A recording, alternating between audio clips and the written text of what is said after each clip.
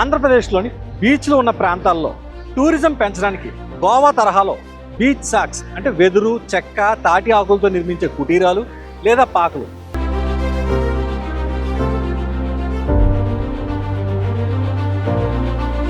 వీటిని ఒక చిన్నపాటి రెస్టారెంట్ అని కూడా అంటారు. వీటి ఏర్పాటుకు ప్రభుత్వం ఉత్తర్వులు జారీ చేసింది.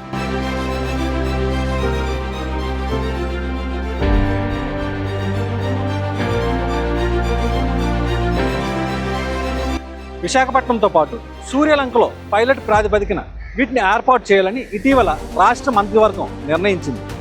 ఇందులో భాగంగా దీనిపై స్పష్టమైన విధి విధానాలు జారీ చేసింది.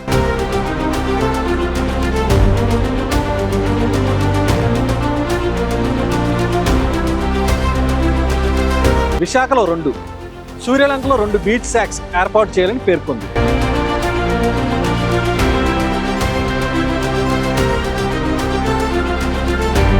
బీచ్లలో ప్రైవేట్ భూమిలో కానీ, ఏపీ పర్యాటక శాఖ అభివృద్ధి చేసిన భూమిలో కానీ వీటిని ఏర్పాటు చేసుకోవచ్చు. అయితే సిఆర్జెడ్ అనుమతి తప్పనిసరి.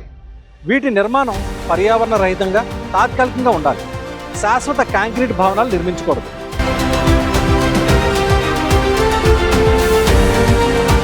బీచ్ సాక్స్ అంటే ఈ చిన్నపాటి రెస్టారెంట్ల ఏర్పాటుకు సంబంధించి ఎక్సైజ్ శాఖ కొత్త పాలసీ తీసుకొచ్చింది. ఇందుకు సంబంధించిన నిబంధనలను ఆ శాఖ ముఖ్య కార్యదర్శి ఎంకే మీనా విడుదల చేశారు. దీని ప్రకారం బీచ్ సాక్స్లో ఇండియన్ మేడ్ ఫారెన్ లిక్కర్ లేదా ఫారెన్ లిక్కర్ అమ్మకాలు నిషేధం.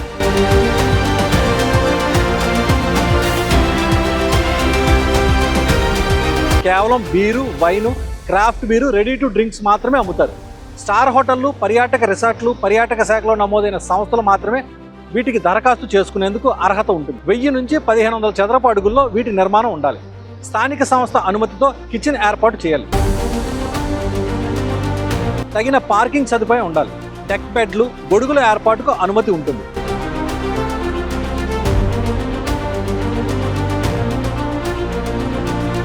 తొలుత పైలట్ ప్రాజెక్ట్ కింద విశాఖపట్నం, సూర్యలంక బీచ్ల్లో వీటిని ఏర్పాటు చేసుకునేందుకు అనుమతిస్తారు.